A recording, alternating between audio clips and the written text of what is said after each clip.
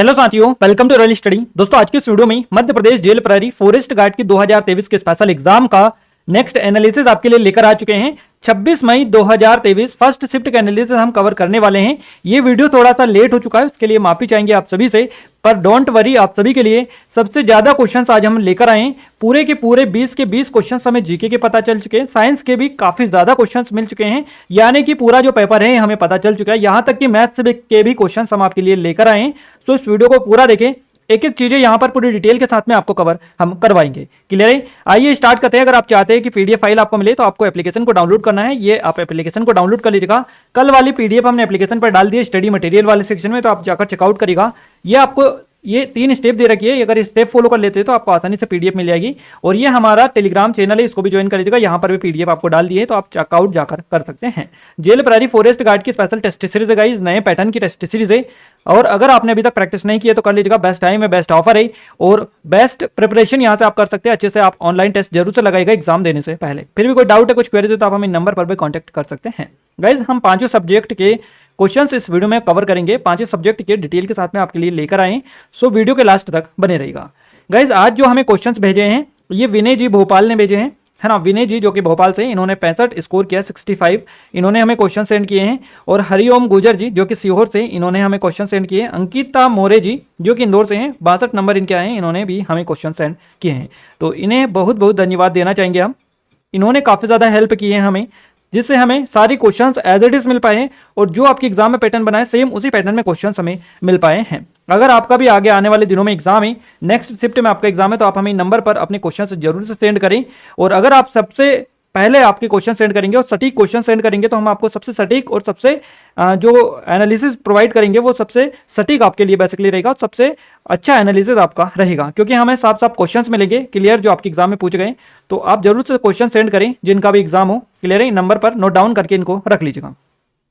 अब फाइनली हम स्टार्ट करते हैं। हम आप जो जीके करंट अफेयर को पहले स्टार्ट करेंगे, उसके बाद में साइंस, हिंदी, इंग्लिश और मैथ्स की ओर आगे बढ़ेंगे। बट उससे पहले थोड़ी सी रिक्वेस्ट है, छोटी सी आपसे, कि आप इस वीडियो को लाइक कर दीजिए, शेयर कर दीजिए अपने दोस्तों के साथ में, और चैनल को सब्सक्राइब नहीं किया सब्सक्राइब करके बेल आइकन को दबा दे, ताकि जो भी नया वीडियो आए सबसे पहले आप तक पहुंच पाए।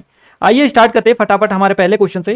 गाइज, हमारा पहला क्वेश्चन है, भारतीय रेलवे के जनक के रूप में किसे जाना जाता है, या भारतीय रेलवे के जनक के रूप में जाना जाता है तो लॉर्ड डलहौजी को जाना जाता है। आप सभी को पता होना चाहिए, लॉर्ड डलहौजी को भारतीय रेलवे के जनक के रूप में जाना जाता है।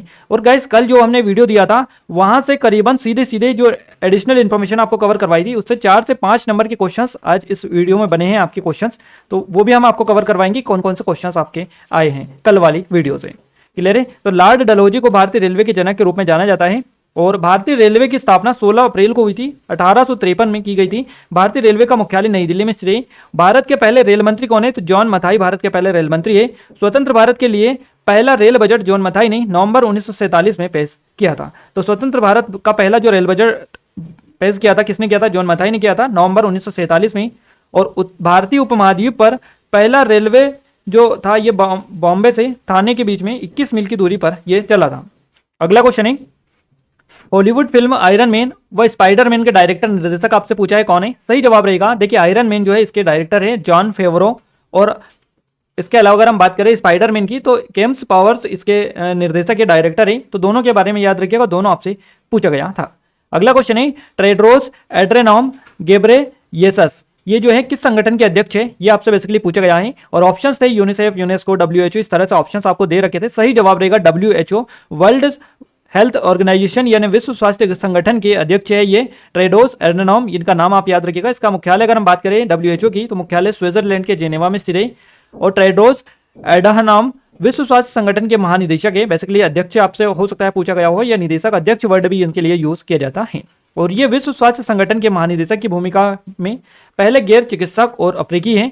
विश्व स्वास्थ्य संगठन अंतर्राष्ट्रीय सार्वजनिक स्वास्थ्य के लिए बेसिकली जिम्मेदार संयुक्त राष्ट्र की एक विशेष एजेंसी ये है।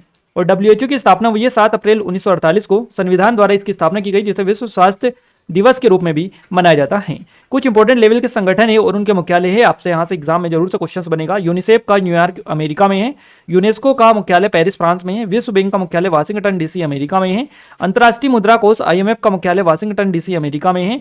एशियाई विकास बैंक यानी ADB का जो मुख्यालय है मनीला फिलीपींस में है। भारतीय रिजर्व बैंक का मुख्यालय मुंबई में है। विश्व स्वास्थ्य संगठन जेनेवा स्विट्जरलैंड आपका करेक्ट आंसर रहेगा। विश्व व्यापार संगठन यानी WTO जेनेवा स्विट्जरलैंड में। इंटरपोल का मुख्यालय है आपका लियोन फ्रांस में। तो इन सभी के आप नोट डाउन करिएगा, याद करके रखिएगा।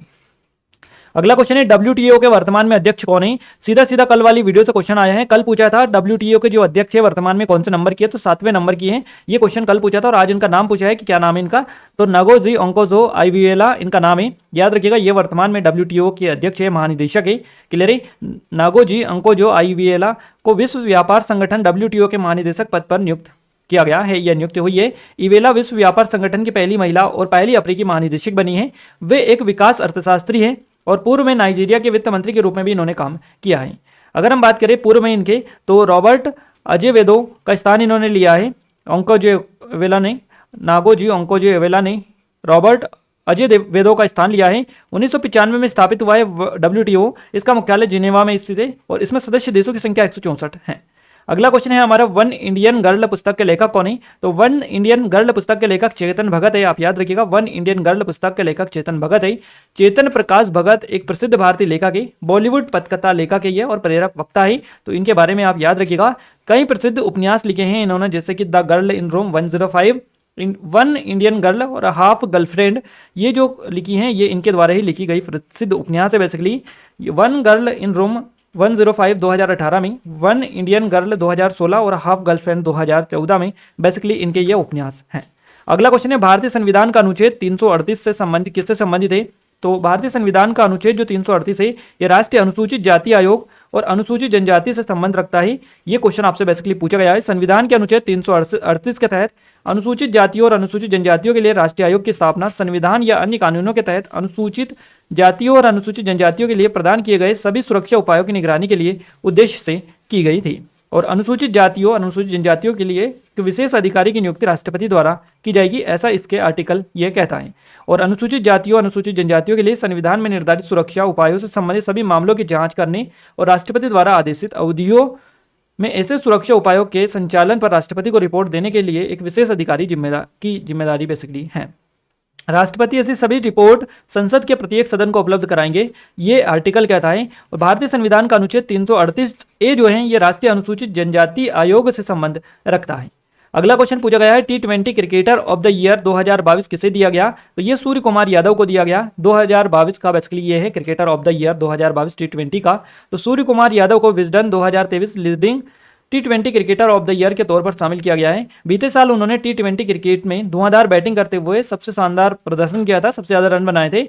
भारतीय क्रिकेट टीम के धमाकेदार T20 बल्लेबाज सूर्य कुमार यादव को खास सम्मान से बेसिकली ये नवाजा गया है। इनको T20 cricketer of the year चुना गया है। अगला क्वेश्चन है, ग्वालियर का बाग किसके लिए जाना जाता है। ग्वालियर का बाग जाना जाता है हस्तकला और हस्तशिल्प के लिए।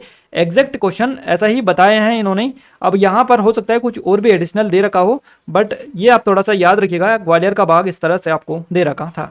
ग्वालियर मध्य प्रदेश के सबसे महत्वपूर्ण भारतीय शहरों में से एक के लिए जाना जाता है। और यहाँ पर गाइस किस लिए जाना जाता है, ये यहाँ पर अपने किलों के लिए स्पेशली जाना जाता है। काफ़ी सारी चीज़ें और भी है ग्वालियर में वैसे तो, क्लियर है। तो इस शहर की स्थापना राजा सूरज सेन ने की थी, ग्वालियर शहर की। और इस शहर पर कच्छप घाट, तोमर, मुगल साम्राज्य, मराठा और सिंधिया जैसे कई भारतीय राजवंशों ने शासन किया था।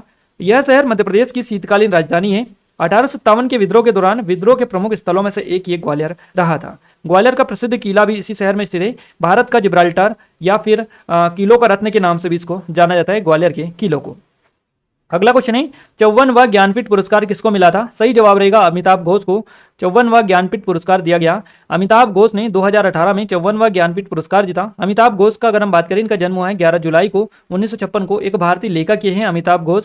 अंग्रेजी भाषा में के ऐतिहासिक उपन्यास के लिए सबसे ज्यादा जाने जाते हैं ये हैं, क्लियर है। इसके अलावा अगर हम बात करें कि पहले भारतीय लेखक जिन्हें जो है ज्ञानपीठ पुरस्कार मिला, तो इनका नाम है जी शंकर कुरूप। ये पहले भारतीय थे, लेखक थे जिन्हें ज्ञानपीठ पुरस्कार, पहला ज्ञानपीठ पुरस्कार मिला था। यानी पहली बार जो पहला ज्ञानपीठ पुरस्कार मिला था ये इनको ही मिला था, जी शंकर कुरूप को। तो याद रखिएगा, पहली महिला पुरस्कार विजेता आशापूर्णा देवी थी, क्लियर है। ज्ञानपीठ पुरस्कार विजेता जो थी पहली महिला, ये थी आशापूर्णा देवी। और इन्हें इनके उपन्यास प्रथम प्रतिश्रुति के लिए सम्मानित बेसिकली किया गया था। ज्ञानपीठ पुरस्कार को भारत में सर्वोच्च साहित्यिक पुरस्कारों में से एक के रूप में जाना जाता है। अगला क्वेश्चन है हमारा, नरेंद्र मोदी ने पर्यावरण मंत्रियों के राष्ट्रीय सम्मेलन में वर्चुअल किस राज्य में शामिल हुए थे। ये तो ये गुजरात में हुए। गुजरात आपका करेक्ट आंसर रहेगा। प्रधानमंत्री ने गुजरात के एकता नगर में पर्यावरण मंत्रियों के राष्ट्रीय सम्मेलन का उद्घाटन किया और सम्मेलन में देश भर के पर्यावरण, वन और जलवायु परिवर्तन मंत्रियों ने भाग लिया था।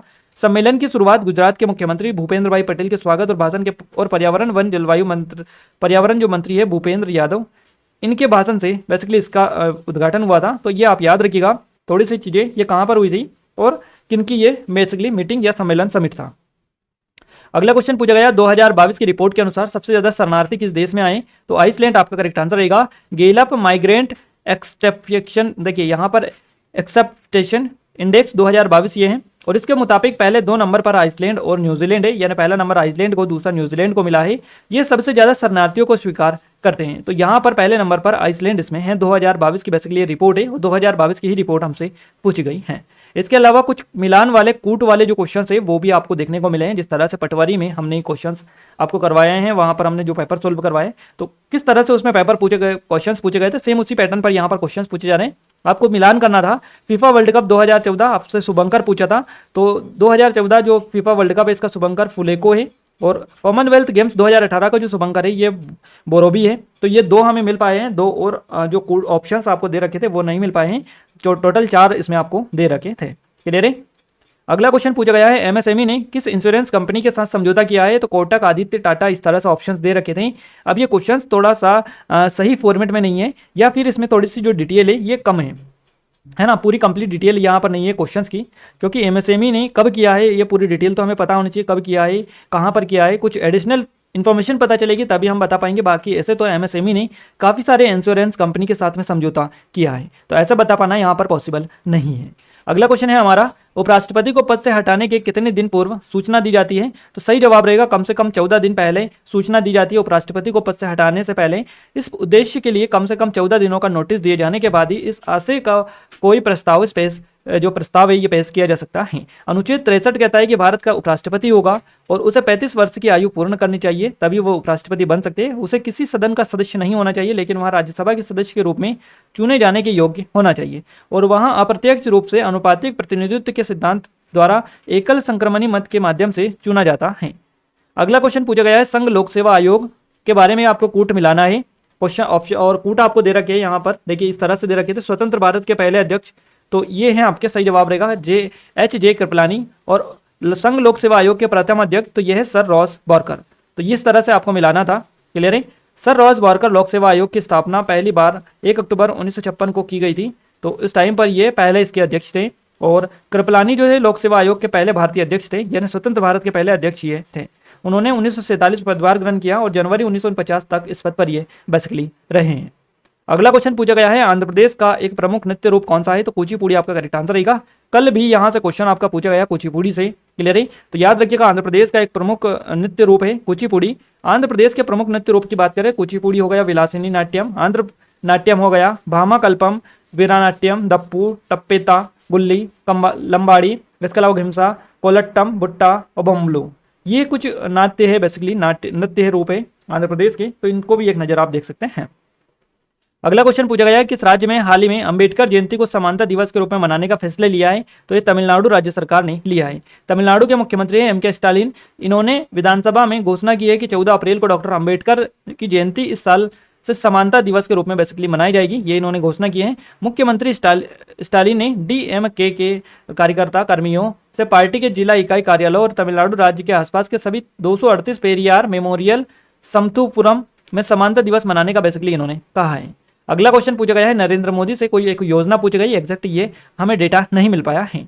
अगला क्वेश्चन है प्रस्तावना सबसे पहले किस देश ने दी थी? तो प्रस्तावना सबसे पहले जो दी थी ये अमेरिका ने दी थी। प्रस्तावना के साथ सबसे पहले अमेरिका संविधान की शुरुआत हुई थी। भारत सहित कई देशों ने इस प्रथा का पालन किया था और प्रस्तावना शब्द संविधान के परिचय या प्रस्ताव को संदर्भित करता है। अगला क्वेश्चन है मरुस्थल विकास कार्यक्रम किस वर्ष शुरू किया गया था? तो मरुस्थल विकास कार्यक्रम, जिसको मरुस्थल विकास स्थल कार्यक्रम भी बोला जाता है, तो ये 1977-78 में शुरू किया गया था। मरुस्थल विकास कार्यक्रम 1977-78 में शुरू हुआ था। यह कार्यक्रम केंद्र सरकार द्वारा राष्ट्रीय कृषि आयोग की सिफारिश के तहत शुरू किया गया था। इस कार्यक्रम का उद्देश्य क्या है? तो प्रतिकूल जलवायु परिस्थितियों के प्रभाव को कम करना, प्राकृतिक संसाधनों के माध्यम से पारिस्थितिकी संतुलन बहाल करना और मरुस्थलीकरण को नियंत्रित करना। ये बेसिकली इसके उद्देश्य से इस कार्यक्रम को शुरू किया गया है 1977-78 में। तो गाइस यहाँ पर जीके के पूरे 20 के 20 क्वेश्चंस आपके एग्जाम में आए थे और पूरे के पूरे क्वेश्चंस विद डिटेल हमने आपको बता दिए हैं। क्लियर है। आइए अब हम साइंस की ओर आगे बढ़ते हैं, बट उससे पहले बता दें जेल प्रैरी फॉरेस्ट गार्ड की हमारी टेस्ट सीरीज अगर आपने रोल नहीं किया है कर लीजिएगा, काफी अच्छा स्पेशल ऑफर चल रहा है। और गाइस यहाँ से सीधे सीधे आपके एग्जाम में क्वेश्चंस बन रहे हैं, जो हमने टेस्ट सीरीज में क्वेश्चंस डाले सीधे सीधे यहाँ पर आपके पूछे जा रहे हैं। आप एक बार डेमो जरूर चेकआउट कीजिएगा, तब आपको पता चल पाएगा। ये हमारी एमपीएसआई की स्पेशल टेस्ट सीरीज है, एमपी कांस्टेबल की स्पेशल टेस्ट सीरीज है। इन सभी की लिंक डिस्क्रिप्शन में डली है। ये ई बुक है हमारी 2023 की, मध्य प्रदेश की 2022 की, और ये एमपीजी की टेस्ट सीरीज है। इन सभी की लिंक डिस्क्रिप्शन में डली है। एप्लीकेशन को डाउनलोड करके इनके बारे में कंप्लीट डिटेल ले सकते हैं। नेक्स्ट बात करते हैं साइंस की। साइंस का पहला क्वेश्चन है स्टेनलेस स्टील किसका मिश्रण है ना? तो ये लोहा, क्रोमियम और कार्बन का मिश्रण होता है। बॉक्साइट किसका अयस्क है? एल्यूमिनियम का करेक्ट आंसर रहेगा। किस में मैग्नीशियम नहीं पाया जाता है? तो मैग्नीशियम जो नहीं पाया जाता है मैग्नेटाइट में नहीं पाया जाता है। अगला क्वेश्चन है 1 किलोग्राम वाटर ओवर में कितना वजन होता है? इस तरह से क्वेश्चन आपका पूछा गया है। स्थिर अनुपात का नियम किसने दिया? तो जोसेफ प्राउस्ट ने दिया है। अजैविक घटक का भौतिक कारक आपसे पूछा है, तो प्रकाश, वायु, मिट्टी और पोषक तत्व आदि एक पारिस्थितिकी तंत्र के जैविक घटक होते हैं। सिंदूर का दूसरा नाम पूछा है। सिंदूर को दूसरे नाम से और किस नाम से जाना जाता है? मर्क्यूरिक सल्फाइड इसको बेसिकली बोला जाता है। अगला क्वेश्चन है नियम किसने दिया था? कौन सा नियम था वो किसने दिया था? इस तरह से क्वेश्चन पूछा है आपसे। ऑक्सीजन से क्वेश्चन आपका बना है, कार्बन डाइऑक्साइड से एक क्वेश्चन पूछा गया। इसके अलावा नेक्स्ट क्वेश्चन है निम्न में से कौन सी एक अंतःस्रावी ग्रंथि नहीं है? तो लार ग्रंथि एक अंतःस्रावी ग्रंथि नहीं है। क्लियर है। नेक्स्ट क्वेश्चन पूछा गया है पृथ्वी पर कितना प्रतिशत जल है? तो पृथ्वी पर 71% जल पाया जाता है। बेरियम की संयोजकता कितनी है? तो 2 होती है। ये क्वेश्चन पूछा है। कोलाइडी विलियन क्या है? तो समांगी और विसमांगी मिश्रणों के बीच के गुण वाला एक मिश्रण जिसके कण विलियन के में समान रूप से फैले होते हैं उसको बेसिकली कोलाइडी विलियन बोला जाता है। और अगला क्वेश्चन है ध्वनि किसमें गति नहीं कर सकती है? तो ये निर्वात में गति नहीं कर सकती है। यहाँ पर भी पूरे के पूरे लगभग क्वेश्चन हमें मिल चुके हैं। क्लियर है। आइए अब हम हिंदी की ओर आगे बढ़ते हैं। हिंदी में भी अच्छे क्वेश्चंस मिले। 10 से क्वेश्चन आपका पूछा है, छंद से 1 क्वेश्चन आया है, अलंकार से 2 क्वेश्चन आपके बने हैं। इसके अलावा गाइस पर्यायवाची से 1 क्वेश्चन पूछा गया है। संधि समास से क्वेश्चन आपका बना है। विलोम शब्द से 2 क्वेश्चन पूछे गए हैं। शुद्ध अशुद्ध से 1 से 2 क्वेश्चन है। तत्सम तद्भव से 1 से 2 क्वेश्चन पूछा है। कर्ता कारक से भी 1 से 2 क्वेश्चन बने हैं आपके। मुहावरे से 1 क्वेश्चन पूछा गया। द्विगु समास से 1 क्वेश्चन पूछा गया है आपसे। काल से क्वेश्चन पूछे गए हैं आपके। नेक्स्ट क्वेश्चन पूछा गया है पलवल किसका पर्यायवाची शब्द नहीं है? तो उरग का पर्यायवाची शब्द नहीं है पलवल। पत्ता, पर्ण, कोपल, उरग इस तरह से ऑप्शन दे रखे थे।